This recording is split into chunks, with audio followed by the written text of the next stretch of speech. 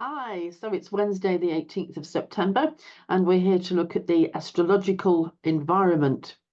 What happens after an eclipse? Everybody talks about the eclipse, the effects of it, but the effects of it can go on for quite a while, particularly the day after. And I want to explain to you what's happening to the Earth and the atmosphere whilst that is filtering its way through to the surface of the Earth. Let's look at the chart, today's chart. I'm just going to share with you so I can get that up. Okay, there we go. Right, so during the eclipse, the Earth is getting in between the sun and the moon. So the Earth's shadow is being cast over the moon. Okay. Now, the moon has moved on. It's now at 29 degrees. And therefore, it is about to move into the next sign.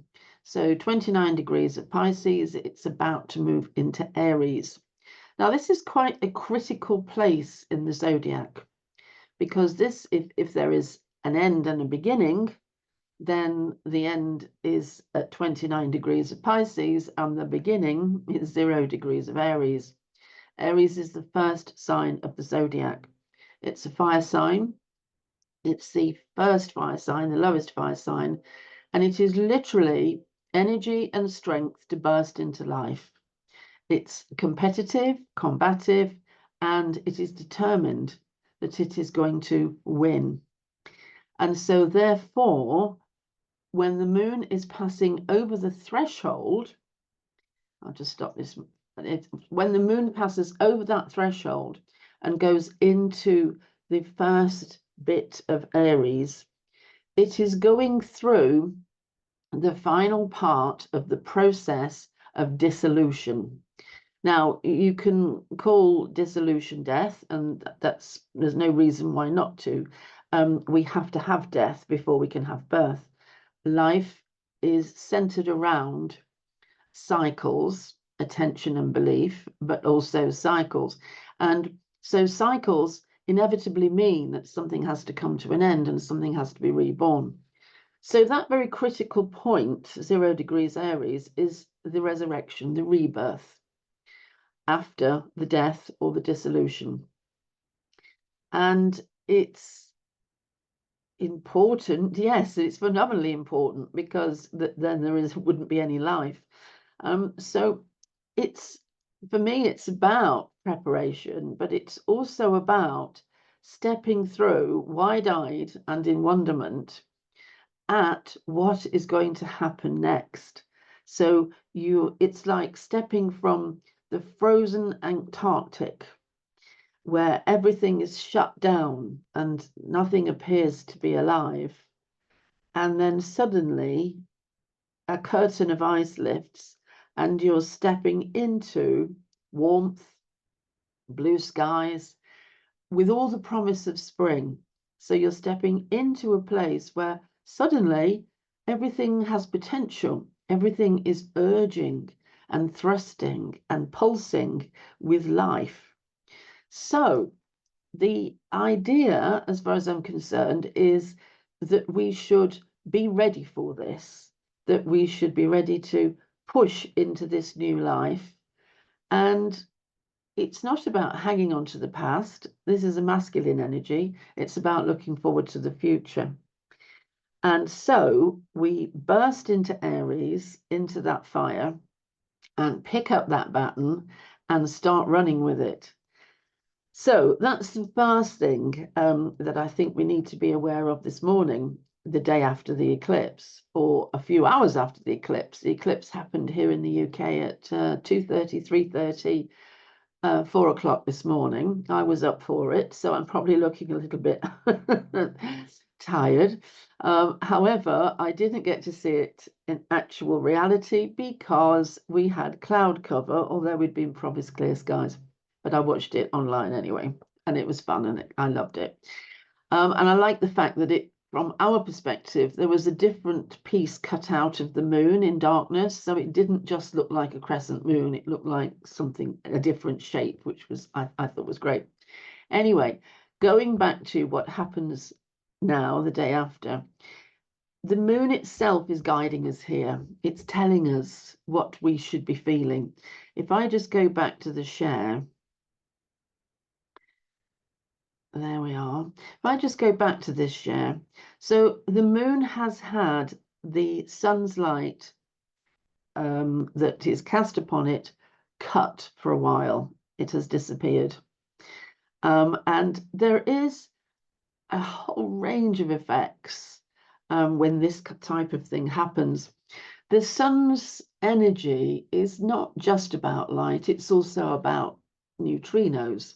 It has a vast range of waves and rays and different spectrums of energy. So when that energy ceases to fall on the face of the sun for a while, because the Earth's shadow has got in the way, then there is a very pronounced effect on the surface of the moon, really pronounced. The moon doesn't even have the protective atmosphere that the Earth has, so that we can withstand the effects of big movements from the sun, because we're in a protective balloon which stretches and absorbs the huge, powerful blows. The moon doesn't have that.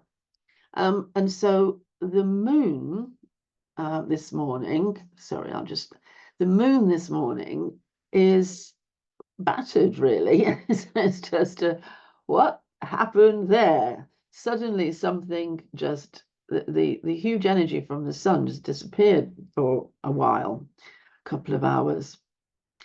Now, the effect on the moon is coinciding or synchronized with the effect on us, because the moon represents in our world something of the feminine. So the feminine is our unconscious. It is the yin energy in us. It's that quiet center. It pulls in like gravity, and it considers things, and it has a psychological effect. So it works on the brain, and we go to and fro with things, thinking about them, working them out. This is not just an energy that reacts, it's an energy that absorbs and contemplates. So the second thing to say is, so we're in a contemplative atmosphere. Something has jarred or changed the moon, and therefore our inner tidal responses. Remember, the moon rules the tides.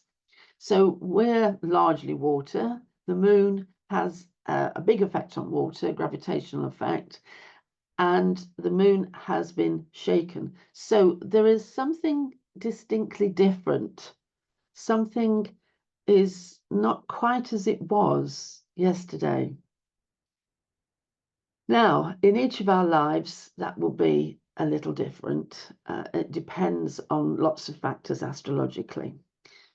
However, when I look at it in a global way, so I'm going to go back to the share now, then what I see, the advice I give, is the advice the planets appear to be giving me. So with the moon about to step into Aries, this masculine, forward-thinking, go get it, gung-ho energy, then that's exactly what we should do. And so step into Aries. It's within minutes now, actually, of me making this video. So step into Aries in a sort of a virtual way, sort of metaphorically, and pick up on anything that it can be classified as a new beginning or a new start or a fresh thought, a different way of thinking, grabbing energy, moving forward, getting on with it. And I think that's the best way to deal with it. Why? Because that's what the chart is telling me. And you know me, I just go with the astrology. So I think that is our best advice. Now, what has happened is the moon actually has been briefly conjunct Neptune. And so Neptune really has intensified the upset in emotions. There's been a hiccup in emotions. Now, this doesn't necessarily have to be a bad thing, it can be for good reasons, and it can be beneficial once we have worked out what it was that we needed to see. What was it that we needed to be shown? So, Moon conjunct Neptune just a little while ago.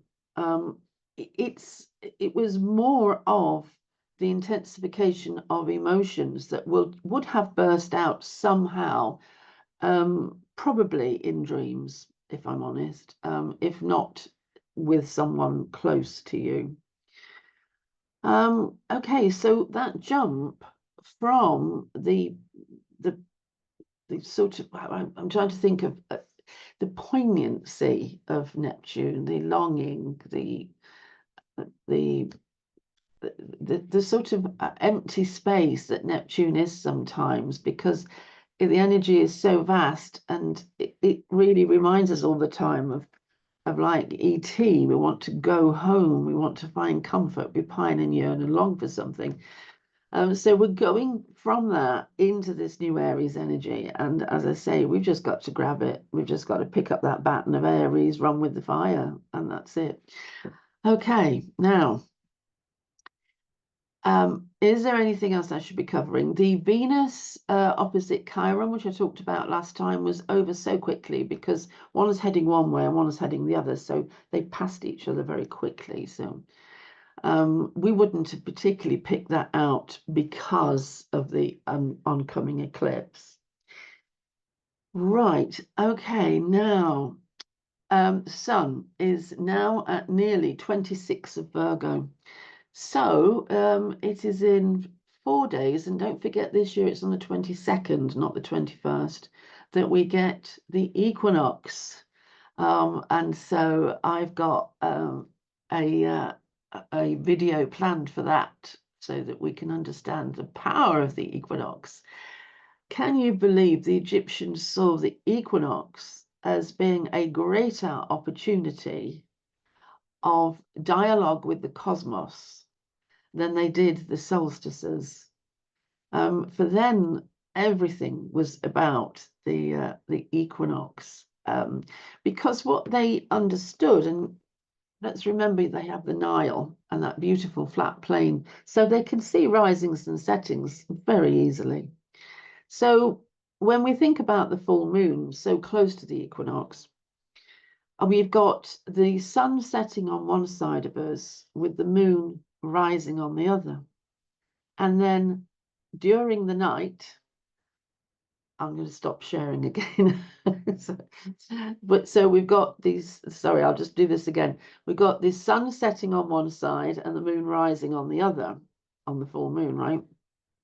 So during the night, the moon is going to pass over the sky and set, while the sun is going to pass on the other side of the earth and then rise. So we're actually going to get 2 sets and 2 rises. And that's with the 2 planets. So one's going to rise and set, and the other is going to rise and set, and they're going to do it together. However, they're going to swap over at the end of the night. Now that's so cool, isn't it? I mean, that's just amazing. And so they've got all these fantastic artworks in the Temple of Dendera to show this, and it's just absolutely fabulous to see how they portray it. And for them, that is mat, that is balance, that is harmony, that is the world, the cosmos, the solar system working as it should. The clockwork arrangement is all in good hands. Okay, so we've got the full moon, which has just happened, and now we're going into the equinox.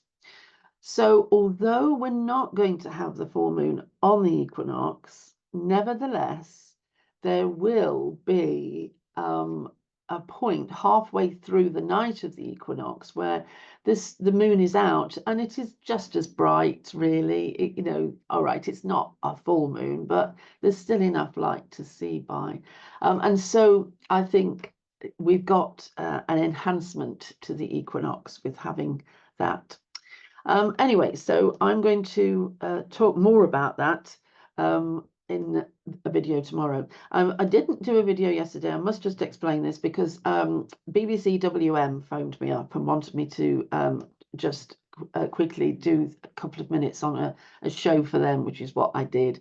I can sort out the link actually and put it in the comments. So if you want to hear it, you can. It's a very short piece, but it's quite humorous. So apologies for that. And a couple of other things happened as well. So it all got a bit frantic before the eclipse, I should say. Then it just never did a video. That was it.